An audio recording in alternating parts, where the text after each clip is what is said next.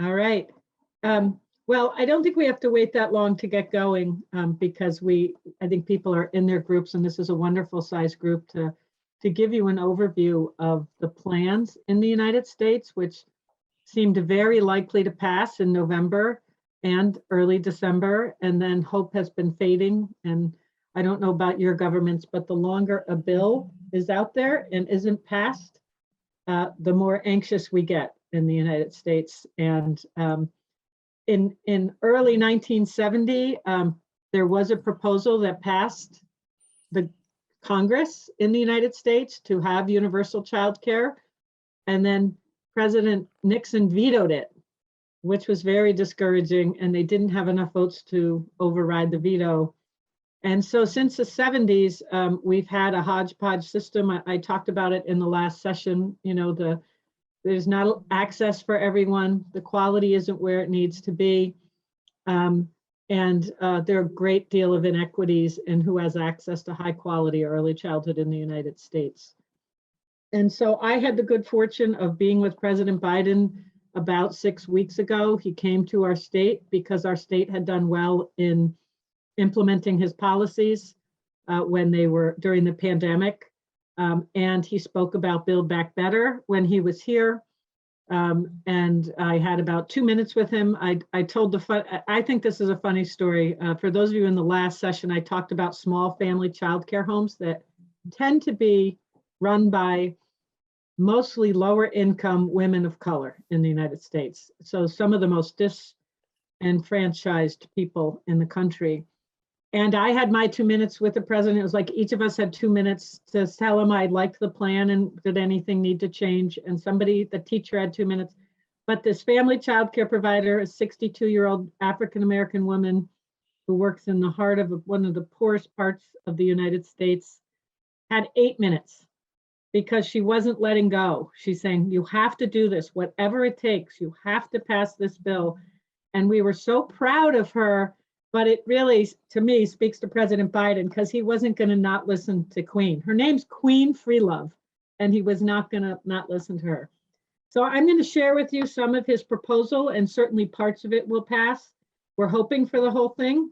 But I think it'll give you a sense of where we need to go in the United States.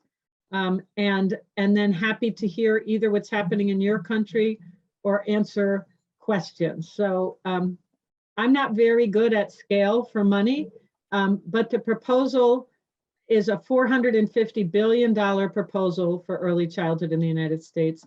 I don't know how that translates into your currency, but that is an enormous amount of money to support working families and to support the development of our youngest brains. And it is in the Congress, it's passed the House, but it's stuck in the Senate. And so the biggest challenges are quality, access, and affordability. In the United States, most families pay the equivalent for housing and childcare. So by the time they pay both, 2/3 of their income is gone. So it's a real problem for families. It's a real problem for the quality, for the children's brains, and there's uneven access. So this was addressing those problems. I just thought I'd share a couple of the major news networks reporting about this, just saying what a problem it is for families, they can't afford it, and that something has to change. And there are news stories like this across the country right now. And children in the United States, we like to talk about a market-based approach, that it's a free market and that's going to fix everything. But the market's broken because it's an in-demand commodity childcare. So you'd expect the price to go up, but parents can only pay so much. So the market just doesn't work. And so Bloomberg is a very famous business weekly.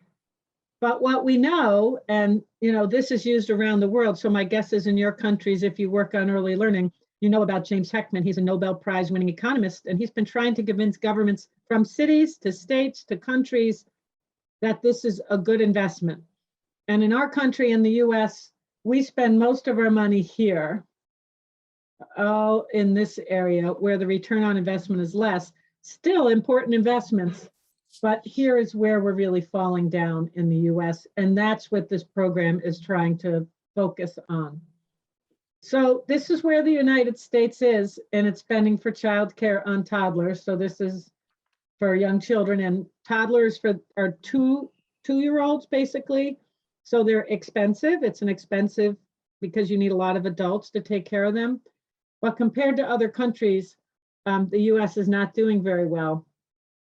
But I put this arrow to show that if President Biden's, this is putting that 450 billion in context.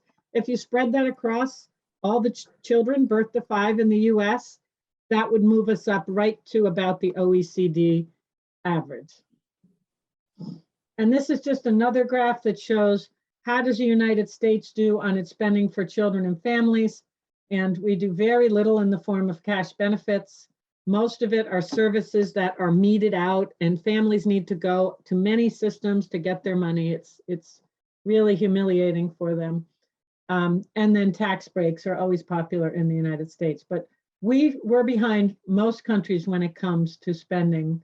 So what this bill is saying it will do is expand a child care subsidy to families that make up to 250% of the state median income, which means up to 250% of the average salary. So this is meant to be open to everyone. When you look at who this covers, it's 93% of American families.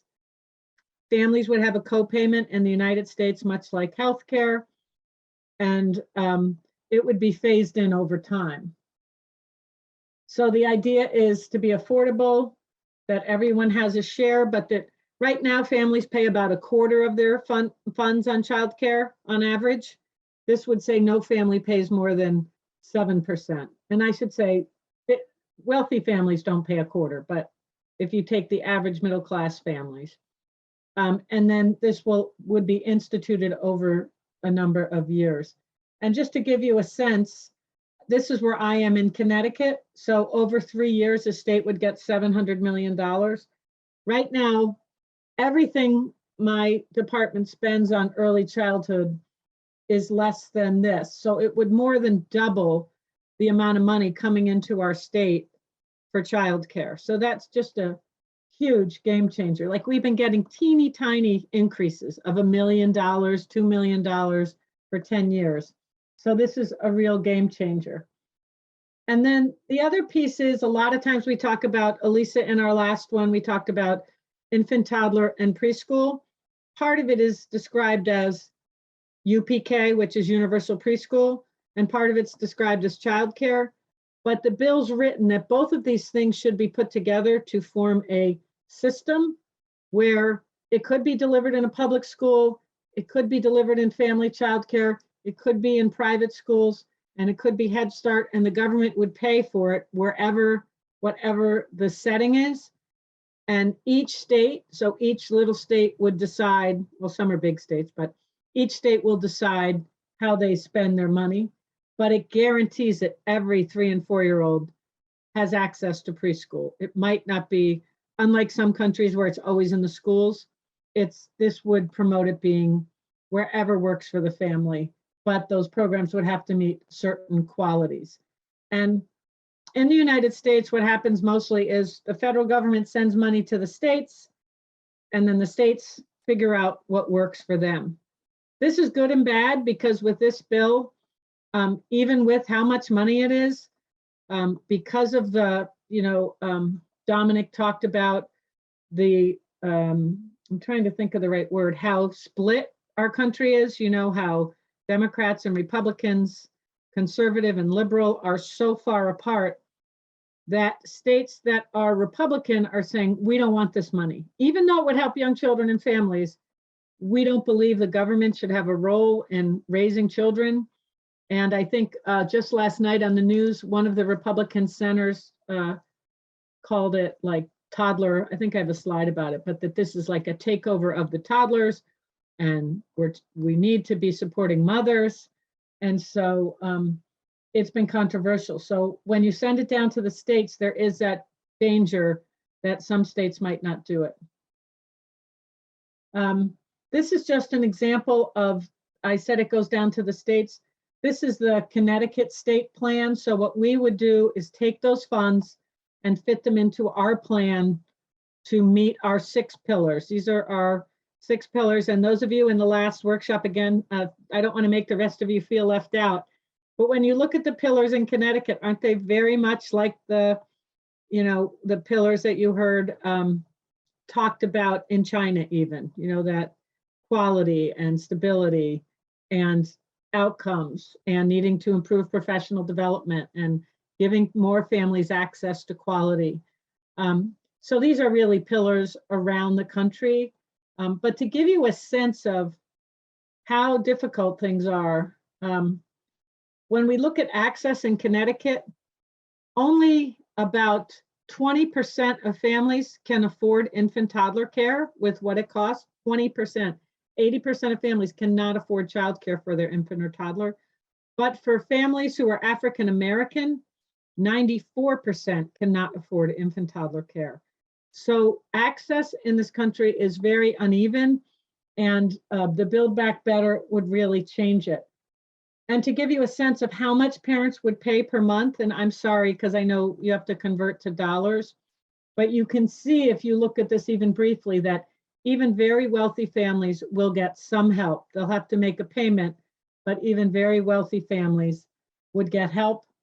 And in our country, mostly things are handed out to families in need. The problem with that is if the program's not helping you, then you might be supportive of cutting it. And so the idea here is to make a system that helps everyone, so then everyone in the country supports it. I'm going to close just by saying that just yesterday, the president was out at a business saying, we've got to pass this childcare bill. So that means it's still in the conversations along with climate change. So to give you a sense of, I don't think a president mentions childcare with climate change except during a pandemic, where in this country, the lack of childcare has literally brought businesses to their knees because schools closed, there was no childcare, people couldn't go to work. Now there's a big workforce shortage. So childcare has a once in a generation moment here because everyone knows how important it is. Oh, there it is. The Republicans are calling the childcare bill a toddler takeover. So it's controversial. So Mitch McConnell is the leader of the Republican leader of the Senate, and he is against this bill. But I think you can see with the amount of money that it's a really transformational investment, and President Biden is working super hard to pass this. And we are looking in our state at other countries and models from other countries as we're trying to build our plan. So I'll stop sharing my screen there. I think it's a good conversation starter anyway to think about that bill, and really curious what's happening in your countries in terms of reform, or if there are ways that you've been able to convince the public that these are good investments in your country.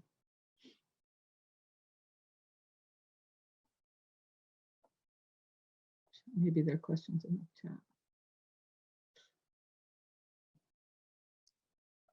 About this last comment you made, I think it's very interesting that even if it is for the reason of economic reason that they're looking at childcare, we should take advantage of it. I mean, we should be looking at childcare for its own merit, not just because of the impact on the economy, but nevertheless, I think that we should grab it. I'm glad you are. Yeah, we're trying. Elisa, you're so right. Like we wish it wasn't to help business always, like that it could actually be because children's brains are at risk, but don't be silly. No, nothing wrong with helping the economy, but I mean. I know. Monica, were you going to add in? Well, I was, yeah, it's what I was contributing is that it's a big step ahead if the government pulls money into the system. Our experience is that we had a legal claim to a place in kindergarten since the early 1990s. And then around the turn of the century, there was also this expansion of the workforce, and the labor market needed more women, and the balance of family and a professional life for women became a more crucial question. That a lot happened in that area. And then in 2007, they introduced a legal claim for all parents who have children aged 1 to 3.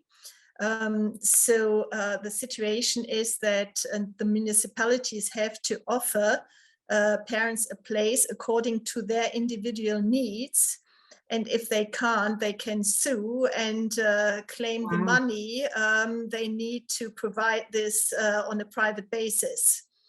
And it's only a few weeks ago that they further extended this legal claim also to school children aged 6 to 10.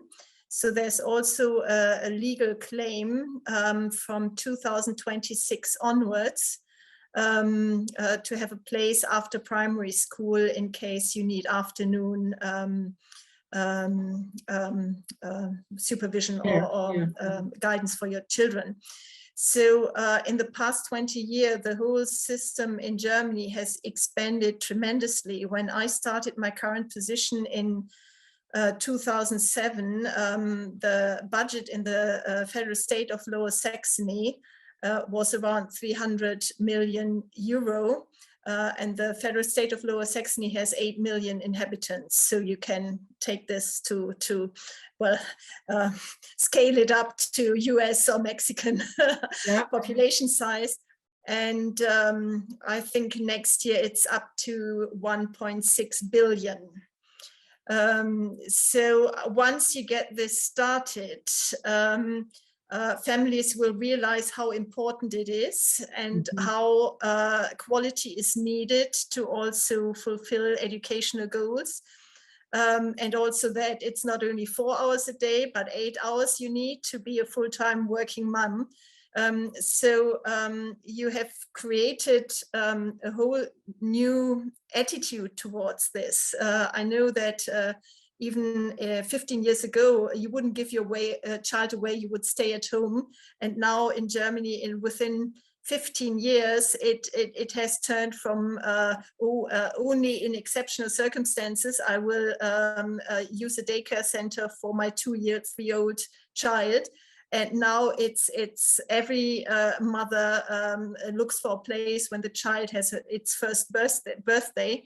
So the tremendous success has created more demands. So once you get going, the wheel is turning, and the implications might get a dimension that I think at least was unforeseen for a lot of people in Germany 20 years ago.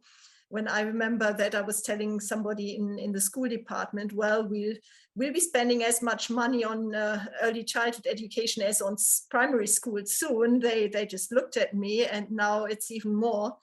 The problem with a quick expansion is that, and that's what's happening, it's happening in Germany right now, you cannot get enough staff that is trained and qualified. So when you get into pouring so much money into the system, you have to be very, very careful to scale it in a reasonable fashion. Because when demands accelerate too much and you can't produce the quality that you also need to not lose acceptance for the system, then things get a bit out of balance. And we are at the moment at a tilting point. I think the quality improvement has been tremendous, based on curricula, based on training, based on also having three fully trained staff for groups of 15 children, aged 0 to 3. And in kindergarten, we are aiming for 3 qualified staff for a group of children of 25 kids, 3 to 6. Well, the system cannot produce so much, and again, the municipalities pay for it, and the federal government gets the the revenues from the workforce, who is better off because of early childhood education, but the investments and the gains are not in the same hand, which also increases tension in the system. So on the whole, I think it's good if the system is getting the impulse or the stimulus, and you need a big stimulus to get it going. And once it's there, it's not that easy to be stopped. I know that 10 years ago, people told me, oh, in 5 years, this topic is done with. But it's still difficult to see the end of it, and new age groups and longer hours and higher quality in terms of number of staff per child get into the debate. And once early childhood education has grown substantially, there is suddenly a lobby group that is sort of self-perpetuating the stimulus. Yes. So use your money well, get the lobby groups in shape, because the amount of staff, because of the expansion, this tremendous expansion, is now a force that politicians cannot overlook anymore. Monica, that's so interesting. There are so many lessons there, I know, for the US and probably for others listening. I think when you spoke, the expansion is scary because we don't have a workforce now, even for our underfunded system. And the families have seen this in the news. The way the news is reported, it's like, oh, once this passes, there'll be childcare. So the demand, this is such a stress for families right now. Even in my own office, I just have 150 people, but they're all like, when do I get childcare? And they're all year 3. And so there'll be pressure on politicians to make it available quickly. And that reduces quality. Exactly. Yeah. And so that is going to be, you give me a lot to think about. Jean, did you want to add in something? Oh, just to say, and again, just to point out, I'm not as embedded in the early years policy domain. I'm a child psychiatrist and heavily invested in early years. But we're at a magical moment in Canada. Even though I have a Scottish accent, I'm here in Canada for many years. And we are our federal government. So we've got a federal government, and then we've got provincial and territories. And we are at a moment in time when the federal government is coming to provinces and territories and saying, if we partner together, we've got billions of dollars, and we want to see $10 a day childcare made available across the country. And of course, I'm in Ontario, the most populous, currently with a Conservative government. Everybody else has signed on, but Ontario is going. My sense is they likely will. But I want to just underscore when I was an advisor to the previous government talking about childcare, I said we should not be opening a single space unless we are ensuring that it's quality. Because what we know is that poor quality is in fact bad for kids. It's a worse situation, particularly for disadvantaged children. But the other thing is we talk about childcare, and I know that's our focus here, but we also need to be thinking about the complexity of, well, what about parental leave? And what support is there in a country for families to learn how, my friend David Willis, who's with you in the States, is I know David Willis. He's a home visiting guy, right? He's a home visiting guy. He was. He's now with the Center for the Study of Social Policy, but he's very interested in early relational health. So, what we need to be thinking about is what is the quality for those 0 to 3, the caregiver interaction. How are we supporting parents if they are off as they can be in Canada for 1.5 years?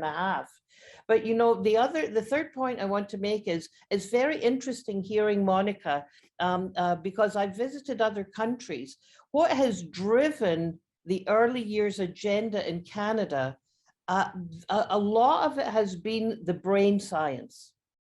But yet when I visited Sweden and I read about Finland, the drive is more from a social democracy that women have just as much right to be in the workforce as others. So I think we need to be really thinking about because one of the things that you talked about in the 6 conditions is the equitable delivery of funding for childcare. We need to be thinking about what is the mental model. What are the kind of metaphors that will motivate people, whether the Republican, Democrat, Liberal, Conservative, to say, I'm going to buy in to this. This is about not what parents are supposed to do, but it's building the brain. But in different contexts, different countries, different cultures, the beauteous song is going to have a different tune. So that's what I wanted to share. Well, I think it's both ways. It's not only women who want to work, but it's also that you cannot really support a family with one income anymore. So there's the workforce, and we can talk about wage levels and how just things are. But women have to work, and being obliged to work makes it much more stressful if you don't have this child caring support. And I think that's also something that, Germany, what happens is that if you have a child as a mother, the government pays 76% of your last net income for a whole year. And then once the child is 1 year old, you have the right to have childcare for it. So I think the early years are extremely well covered. And then you had the problem that in kindergarten, you only had the legal right. No, you couldn't claim that legal right. The municipality only had the obligation to provide for sufficient amount of places. So the years 0 to 3, which came later in time, were then better set up than the 3 to 6 years who date back to the 1990s. And then when you had a school kid in primary school, there was nothing. So they fixed that. So in the end, I think parents with 3 to 6 year old ones are the ones who will have the most difficulty, because that is the oldest legislation. And that's where you see how the drive in the system takes up momentum. But yes, I mean, if you want to have women in the workforce, or if you cannot afford to not have them anymore because of demographic change and other things, then I think you have very strong arguments to invest in early childhood education. So I think you cannot have this debate with a narrow focus. You need to tell other sectors what their advantages are. And I think demography speaks for, giving women a chance, and also taking good care of the child's future productivity.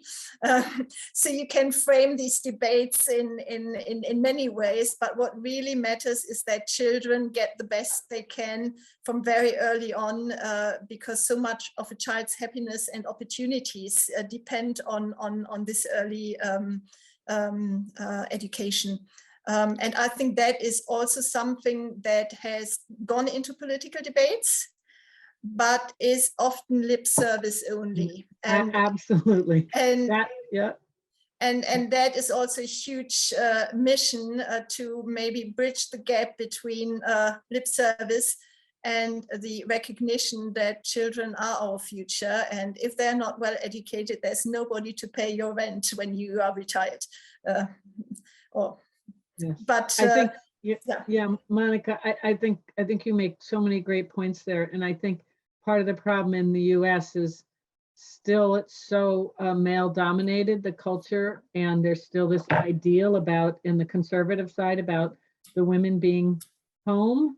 And like, we've never had Angela or a woman as president, sort of with this perspective that you had there in Germany, and it's really frustrating. But Elisa, did you have your hand up? Just a small thing, because I'm all for bringing in as well all the women issues about work and the social aspects that Jean were saying, and then Monica as well. But just a question, Beth. Do you think that if that gets into the equation very much, the quality focusing the child might come down? Because what I've seen in Mexico is when we switched, when we moved to other aspects that leave the child not on the focus of the kind of service we're going to provide for them, the quality aspects tend to disappear from the picture altogether. And I mean, I'm not saying that we do not need to bring all these women issues. I'm all for it, but I'm also Yes. concerned Yeah, how do you focus on the child? How you focus on not just on the child, but on the quality. Because what Jean said Yes. about if you're going to give bad quality, you better not put them in the system. So I think that's something to be. Yeah. I mean, I wanted to take on that. Yeah, I know, Janice, you'd put a couple things in the chat. Do you want to share? Hi. Hi. So sorry, I could not actually open up my camera right now, but I hope No it's problem. good.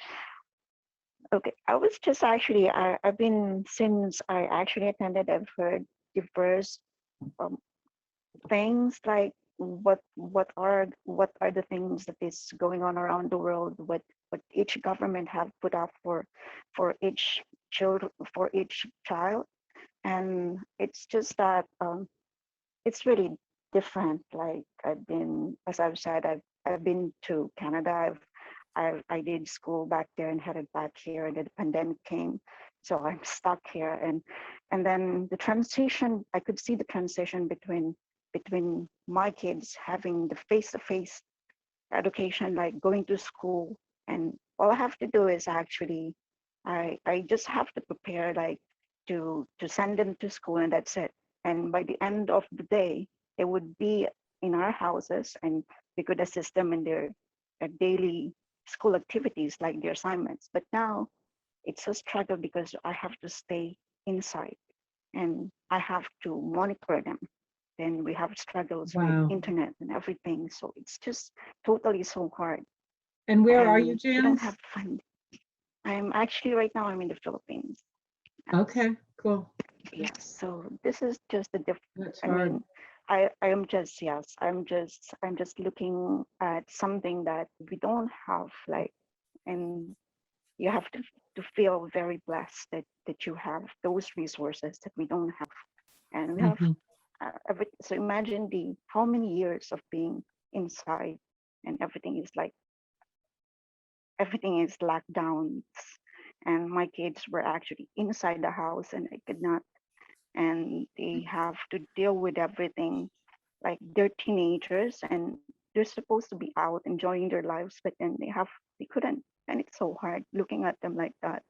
So what I could do, right, so what I'm doing is actually just to get as much as information that I could in order to sustain them and to meet their developmental stage, their mental health. It's just so hard, and they have conditions. So that's the difference. That I'm so sorry. It's just so frustrating being here. No, that's why we're here. We're here for each other. I'm so sorry. So That sorry. sounds really Yeah, challenging. no. Yes, it is very challenging, and I've lived in Canada. I've seen how it is. I could feel like the enormous difference. I just arrived here like 2019, so imagine. And then after how many, I got stuck here. I'm supposed to get back after 3 months, but then I wasn't able to, so I overstayed here. And then here comes the pandemic, and I had nothing. I couldn't do anything. So, and it's challenging. Mhm. Yeah, Yeah, so I think that families have had such incredible yes, it challenges is. during this pandemic. It's truly difficult, and it's hard.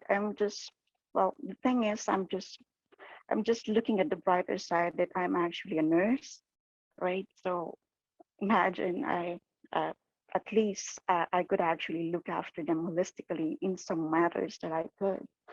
So This is just a struggle. I'm just voicing it out. I'm so sorry. Just No, get thank you emotional for, and stuff.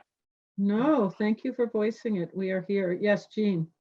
Well, you know, I think what Janice is pointing out to me really screams to me about the human rights issue that early childhood is. That here she is in the Philippines, where you know through however the government has unfolded over time is not supporting early childhood. So, you know, the question, a big question, and the Karanga group is talking about is how do you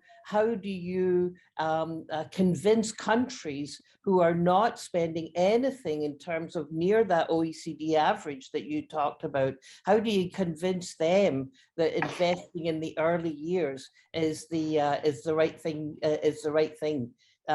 to do, that it will make such a difference? And so we hear these very sad stories. You know, it's not just early childcare in the Philippines, but medical care and, you know, other and other things. But it just strikes me as it's such a it's not a language that will fly with everybody, talking about it as a human rights issue. But you know, at the end of the day, surely it is. You think about, you know, the number of ways to come at this, like Monica, Elisa, and Jean have all talked about different reasons and ways to come at this. And yet still, at least here, it's so stuck and it's so frustrating. I know, you know, my whole career started because I got involved in trying to improve the wages of childcare workers, and then that got me to run for office and got me to running this agency. But it's just as bad or worse than it was 30 years ago. We've made very little progress in the United States. And that's why this bill was so, the whole field, I mean, the day it passed Congress, I was looking on Twitter, and women who I'd been at the march, we had a march on Washington in 1996 to say we need childcare. And, you know, women I've known for 30 years who've been fighting for this were taking out all the different sort of protest items they had, like the teddy bears they brought to Congress and the signs they made for this march and that march. And it felt so jubilant because it seemed like it was a done deal. And then to have, I think what's frustrating for me to watch is like the infrastructure deal passes, which is about bridges and roads and male jobs. Now the climate change is going to pass, which is very important. But again, those jobs tend to be male jobs. And the thing that stalled is the thing that would benefit tens of thousands of women workers across this country, would benefit women to go into the workforce. And that's the thing that gets stuck in terms of priorities. And the women tried not to pass the infrastructure bill. They said, we're not passing this till you pass our thing. And then they were given a promise that, okay, if you pass this, we'll do this after Christmas.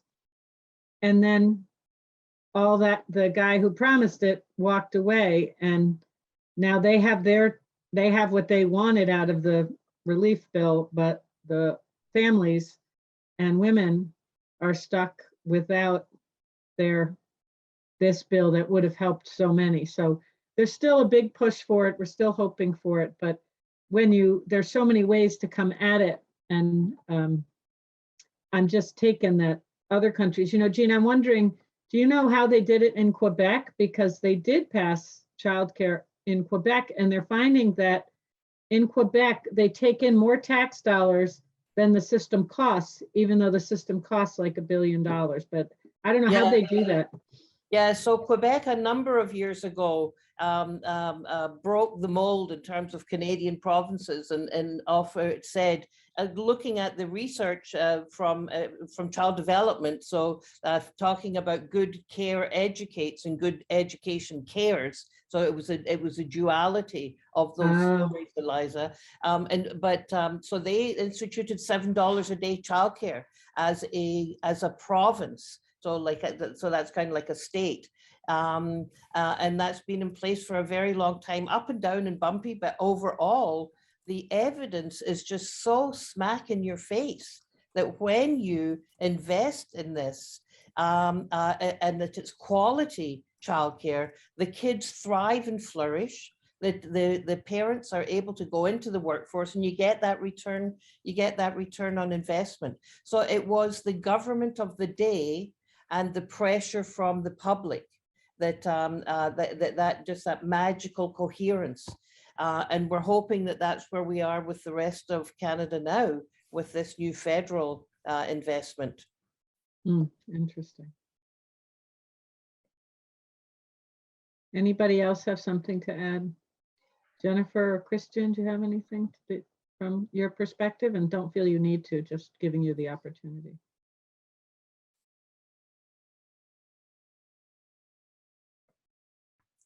Not really. I hope, you know, like, I mean, from the lobbying side and stuff like that, that people actually really are able to accomplish and get to people, you know, like that they move this forward, because that's the thing. Intentions are good, but usually it very often gets stuck in this system, and right now that doesn't help, especially with everything going on there. Has to go, there has to be some relief, otherwise. Yeah. Jennifer, I have a question for you, because you're at the IRC. Yeah, I was just going to say, like, we were just excited when the Global Child Thrive Act passed, which then sort of prioritized that foreign development assistance would support early childhood development in a lot of the countries we work. And the Biden administration had moved forward even earmarking a certain amount for early childhood. And now we're working with the US government in different countries to have early childhood be included in what the government supports. So it's just kind of a little bit ironic listening to you, because on the international side, we're feeling optimistic about how US government's going to invest in early childhood. So it's a little odd. Yeah, well, Jennifer, there's one project that I found really fascinating. I think IRC did, working with Sesame Street, and to bring that they found when they interviewed parents in refugee camps that education and their child's well-being was even more important than food, and it was something that wasn't being paid attention to. And I think the IRC has a program that's bringing early childhood to refugee camps. Is that the IRC? Yeah, exactly. It was the MacArthur 100 and change. Right.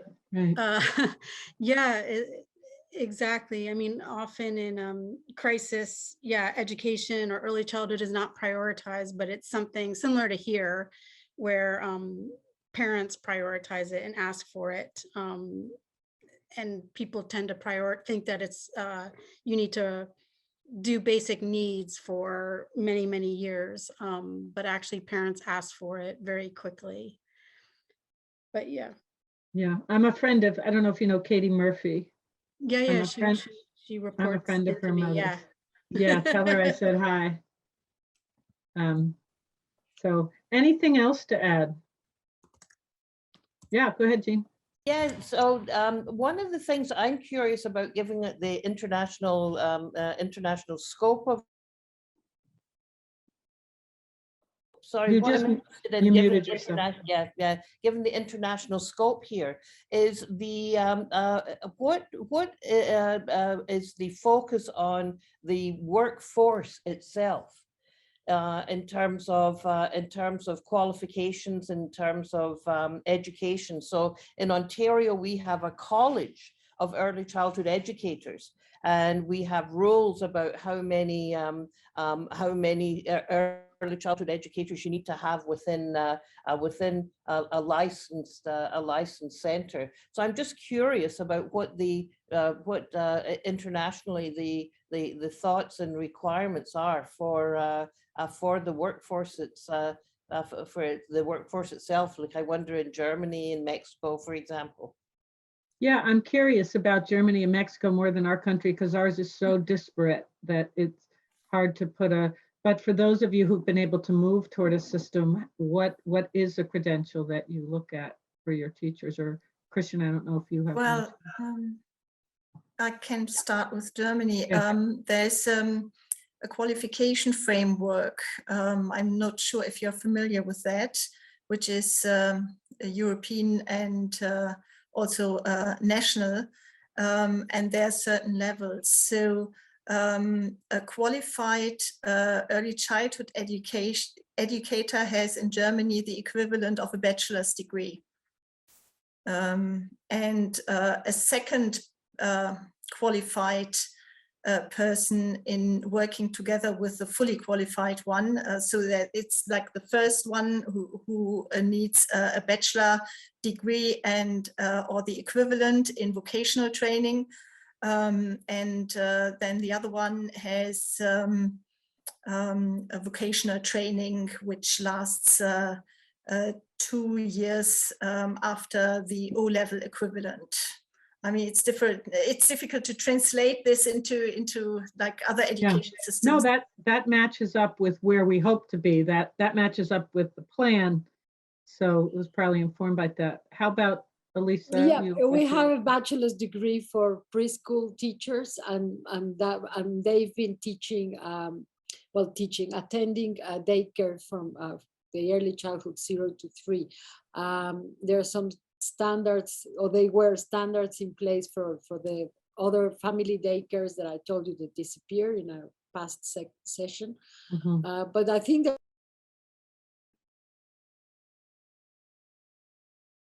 You guys came back.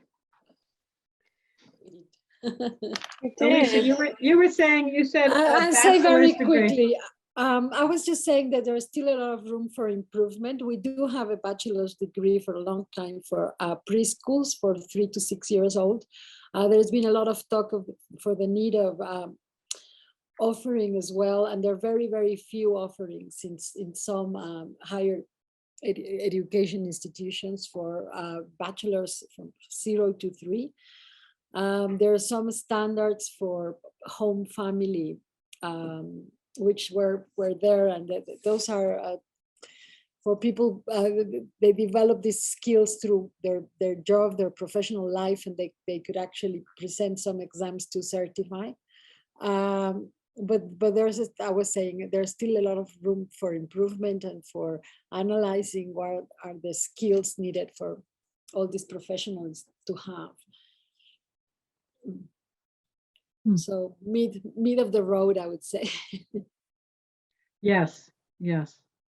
Cool.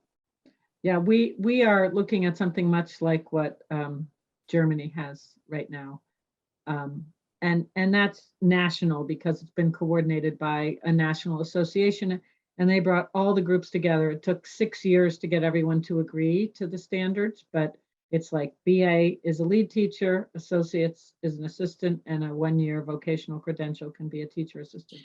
What I think that it's, I don't know what's the situation elsewhere, but I think that we also need to look at professional qualifications for home visiting. Because I mean, as I said, that was a third road in our case. I mean, the third way of tackling the issue, and it's a whole, I mean, there are whole different skills needed for home visiting. It's not just knowing about the childcare, but about dealing with it is. We've been offering, as I said before, developing some programs and services for home visiting, and we've been working with preschool teachers and training them for that. But a lot of issues have crop up, and I think that needs. You know, I'm glad you mentioned home visiting. We've been trying to implement with the relief money a universal home visiting to let every mother who has a new baby get a home visit and help with those interactions from the beginning. But boy, it's just like childcare. It's hard to get the policymakers to understand and agree that there's such a thing as infant mental health and that mothers need that support. And, you know, they think it's just all so natural.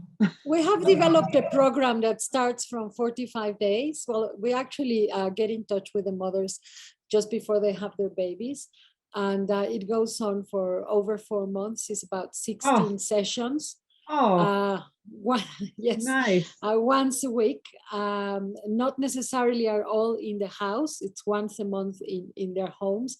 The rest are we gather them in some places, and we were using, as I said, WhatsApp and other online media to while the pandemics was on. And I would be very, very glad to share that at some point Yeah, if you're that would be interested. great. Yeah. Mhm. It's fascinating though what people will and won't support. Well, it is, and you know, you mentioned that when David Willis was with the home visiting program in the Obama administration, and you know, he's always been about early relational health. The model that we Exactly. have, yeah, the model we have in Ontario for home visiting is that every mum will get a screener. A health is called Healthy Babies, Healthy Children screen. At some time, they try and do it prenatally through the family doctors, etc. And then if there's any sign of risk, they'll make a phone call, and then they'll do a home visit. But we have a number of provinces, including Ontario, who are offering the Nurse Family Partnership. The Oh, wow. the David Olds program. We have that. Yeah. Yeah. No, it's Well, David Olds is amazing. Yeah, well, it's world changing. It's world changing. One of the challenges is that different provinces have different ways of going about it. So our public health are the ones who do the Healthy Babies, Healthy Children. And they also do screening for postpartum depression and what have you. But other provinces, they just are not, they're not saying that the maternal health and well-being is a population health issue. And so they're not investing in their public health dollars. You know, they're more about checking fridges to see the temperature's all right for the damn immunizations, rather than saying we need to focus on this early relational health. So Hey, I think it would be such a good topic to have a speaker to our forum about that, the earliest years and that early relational health would be, because they're all different approaches around the world. And again, we're starting to realize that those very earliest interactions can lead to a series of interactions that have a positive impact forever. So I think that would be really cool. Yeah, well, that would be really interesting. I think David Willis He'd be great. He would be great, and I'm happy, Faye, through Dominic. I know David really well, so and I know he'd be delighted. Brilliant! Yeah, that's a fantastic suggestion. We can offer perspectives. Everybody, thank you ever so much to Zhao and Constanza and Beth for those country case studies, and then earlier to Renan, Shailendra, Monica, MS, Leila, Raphael, and Megan for hosting the roundtables.